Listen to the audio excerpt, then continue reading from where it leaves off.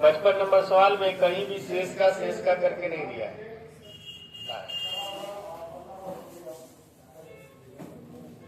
उसमें दूसरा भी है हमारा।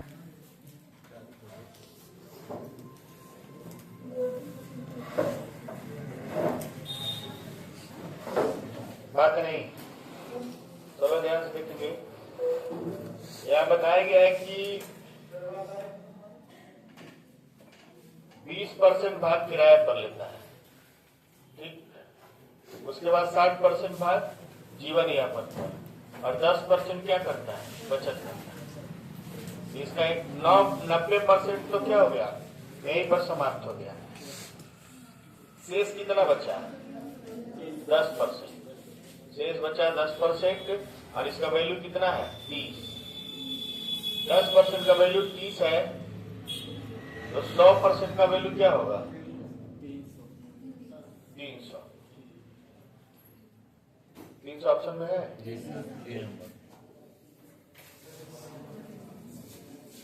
चलिए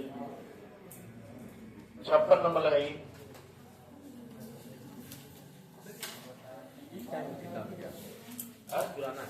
पुराना किताब नहीं है, फोटो खराब मोबाइल से खींचा गया है। वो नहीं कह रहे थे, कोई बात नहीं, थोड़ा सा पुराना किताब ही होगा। अब इतना कंजेस्टेड क्यों बैठी है। अब पीछे वाले सब लोग में शेष की 75%, दूसरी बारी में शेष की 75%, तीसरी बारी में हार गया और केवल 2 रुपया लेकर अपने घर पहुंचा। इसको तो बड़ी बात है। मान लीजिए उसके पास X रुपए थे, ठीक है, तो पहली बाजी में 75% राशि हार गया, ठीक है, यानी कितना बचा, 1/4 नहीं बचा। फिर 75% हार गया तो कितना बचा, 1/4। फिर कितना बचा, 1/4। अब उसके पास मिला जुला के कुल कितना बचा, 2 रुपए। X बराबर क्या हो जाएगा, 4 चौक 16 चौक 64, 64 दूना 128, यानी उसके पास कितना पैसा था, 128 रुपए।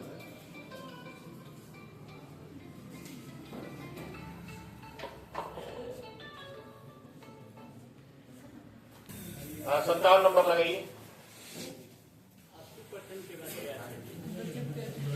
80% खर्च।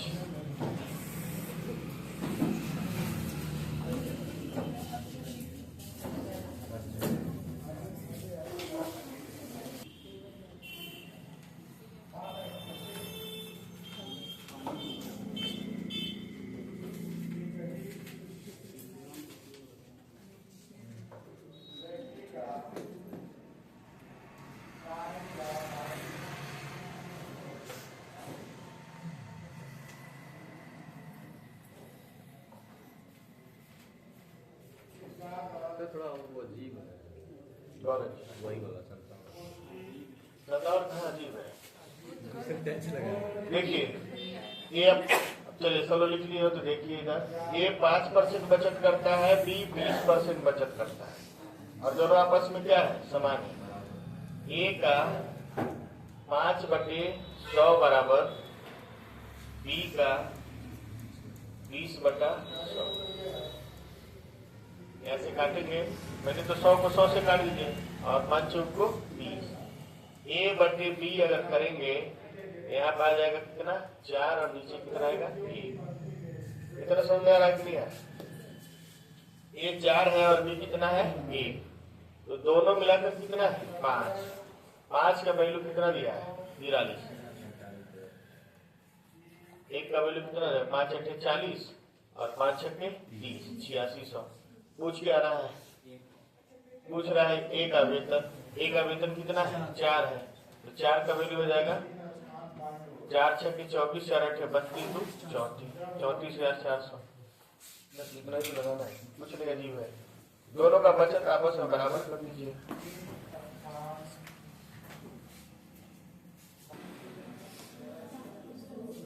बात नहीं। ए और बी के वेतन का कितना है, 45,000। बतियाना कम करिए। ए का 15/100 बराबर बी का 30/100। 100 कट गया और एक और ये 2। ए संबंध बी कितना है? 2 संबंध ए। 3 का वैल्यू कितना है? 45। 1 का वैल्यू 15,000। ठीक, 1 का वैल्यू 15,000 है। पूछा किसका है? बी का। तो बी का कितना है? 1। बी का 15,000 होगा। ए का 30,000 हो जाएगा। चलिए इसके बाद 58 नहीं लगाएंगे, 59 लगाएंगे, वो भी आ जाएगा। अभी घबराइए। 58 उसी तरह से उसको क्या लगाएंगे? इसी तरह से 58 लगाए, 59 नहीं लगाए, 60 लगाइए। वो किताब में आप लगा लीजिएगा। 60 नंबर लगाइए।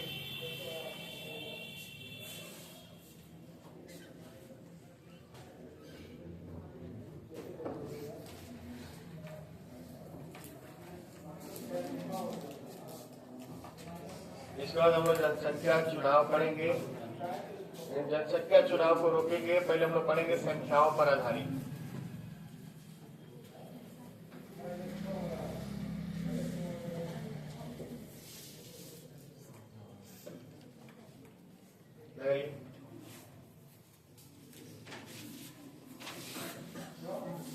हवाई चप्पल पहन के चले आते हैं हम लोग पढ़ने यार। प्लास्टिक चप्पल पहन के चले आते हैं पढ़ने। अरे थोड़ा बढ़िया ढंग से जूता मोजा पहन के आएंगे, है ना। मार्केट में बहुत सस्ते सस्ते अच्छे जूते उपलब्ध हैं। उसके बाद भी आप लोग घर का चप्पल पहन के चले आएंगे। ये कौन सा तरीका है? लड़कियां भी घर का सैंडल पहन के चले आएंगी।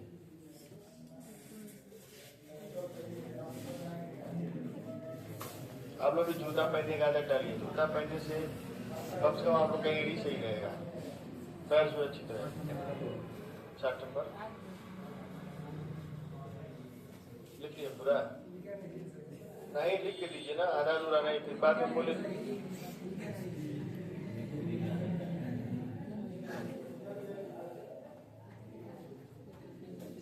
लाटली नहीं आई है? लाटली आई है? आए कैसे? काफी जमा हो गया। देखिए यहाँ पे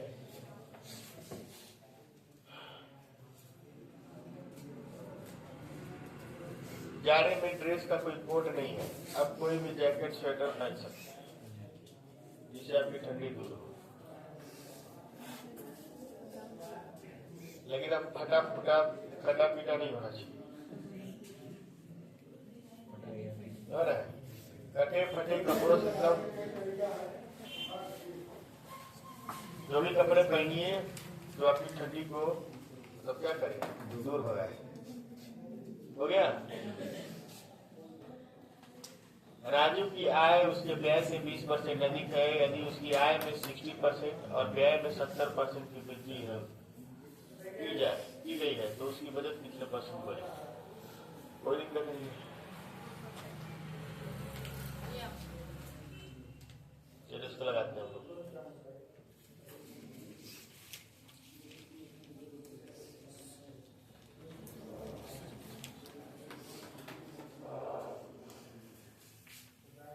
कह रहा है राजू की आय उसके व्यय से।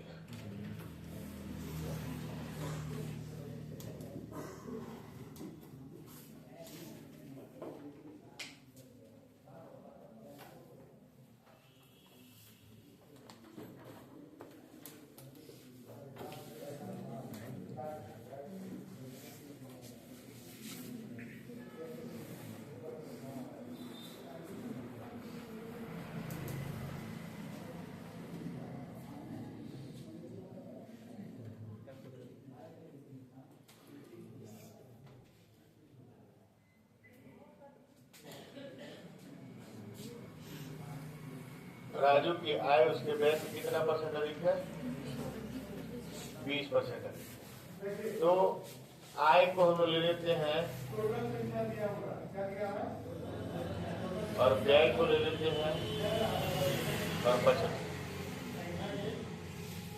देखिए अगर व्यय 5 है तो आय कितना है? 6। अगर व्यय 5 है तो आय कितना है 20% अधिक हो गया। बोलिए। अब इसके बाद बचत हमारा कितना हो गया।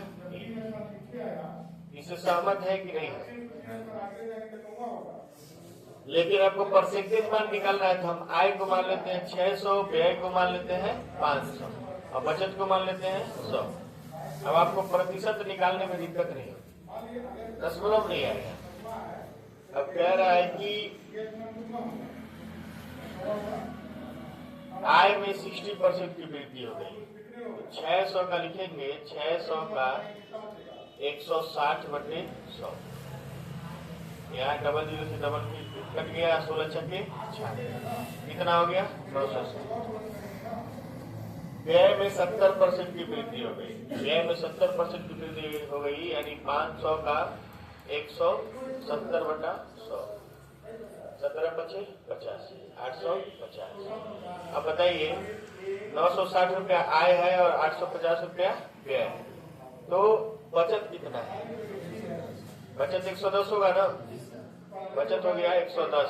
पहले 100 था, अब कितना है 110। कितना परसेंट बढ़ गया।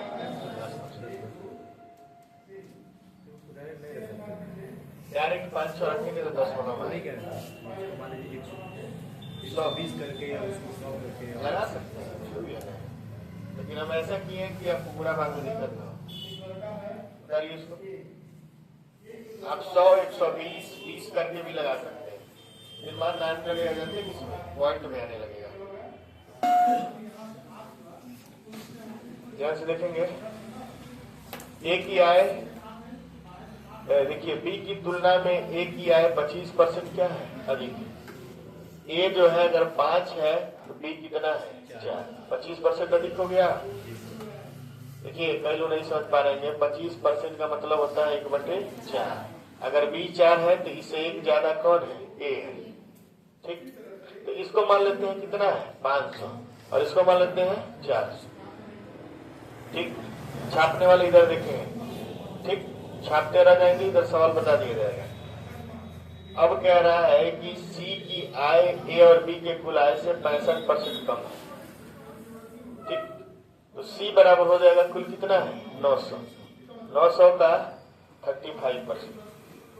इसको करेंगे तो आ जाएगा कितना 315 है।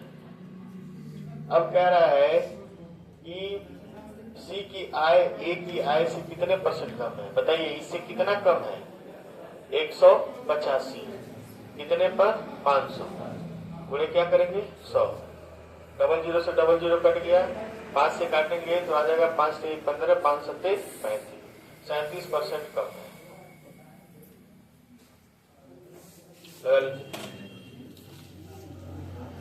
कम है और ए का व्यय बी के व्यय के 60% के बराबर।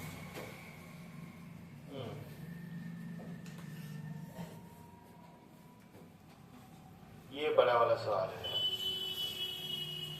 ए की आय बी की तुलना में 60% कम है, ए का व्यय बी के व्यय के 60% के बराबर है। यदि ए की आय बी के व्यय के 70% के बराबर है तो ए और बी की बचत का अनुपात क्या है। इसी प्रश्न को हम खोज रहे थे। एक ही प्रश्न मिला है।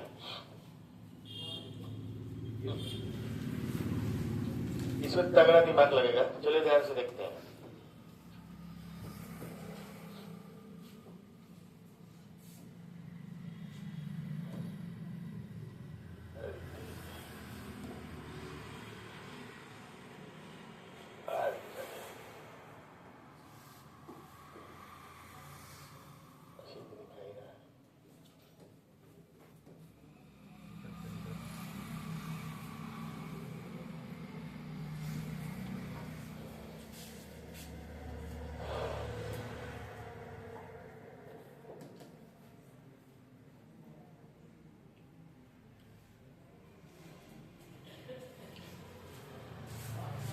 जैसे बोल रहा है वैसे हम लोग लिख लेते हैं। ठीक है, कह रहा है कि 51 नंबर प्रश्न में कह रहा है कि ए की आय बी के तुलना में क्या है 60% कम है। ए की आय बी के तुलना में 60% कम है। ठीक है, कोई बात नहीं। सबसे पहले हम लोग लेते हैं आय और ए और बी, ठीक है। 60% कम है, 60% कम है यानी कि 40% के बराबर है।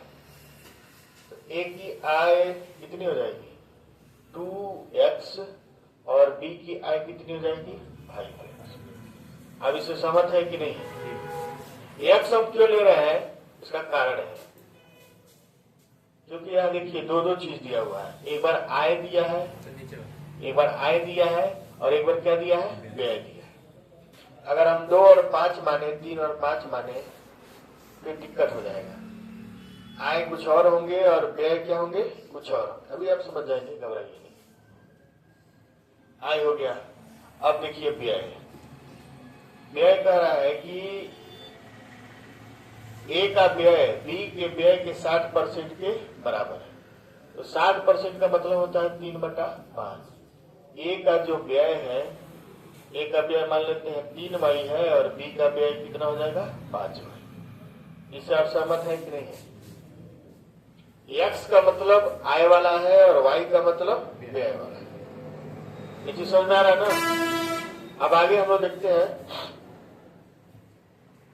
कि ए की आय बी के व्यय के 70% के बराबर है। अब एक कंडीशन लगाइए, ए की आय 2x बराबर बी के व्यय के, बी का व्यय कितना है 5y, 5y के 70% के क्या है बराबर है।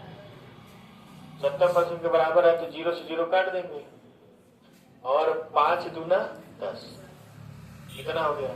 अब ये हो जाएगा 4x बराबर हो जाएगा, कितना हो जाएगा 7y, यानी x अपान y बराबर कितना आ जाएगा 7/4। x का मान 7 रखेंगे, y का मान क्या रखेंगे 4 रखेंगे। चलिए रखते हैं हम लोग।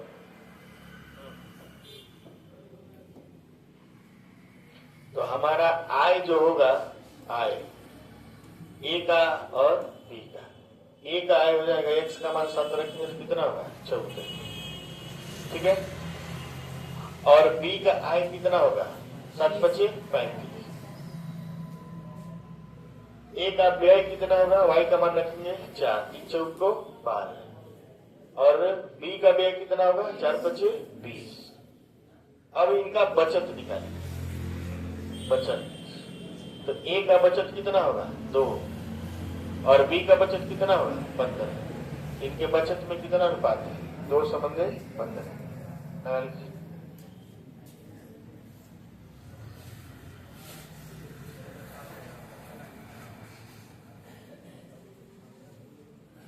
3 है तो बी की आय कितना है 2 है, कोई दिक्कत नहीं है। इसको हम मान लेते हैं 300 और इसको मान लेते हैं 200। तो इन लोग का टोटल कितना है 500, याद रखिएगा इसको, ठीक है। अब कह रहा है कि ए की आय में 40% की वृद्धि हुई, तो इसका हो जाएगा 114, मतलब 140 निकालेंगे 300 का 140/100, 14 किया क्या होता है 42, यानी 420 हो जाएगा। और बी की आय में 90% की वृद्धि हुई, तो 200 का जब निकालेंगे 190/100 कितना होगा 19 दूना 38, 380। अब दोनों का संयुक्त आय कितना हो गया 800। तो बताइए संयुक्त आय में कितनी वृद्धि 500 से 800 हो गया, 500 से 800 हो गया, यानी 300 की वृद्धि कितने पर 500, कितना आ जाएगा 60%। बता दीजिए इसको। अब सब लोग आराम से बैठिए।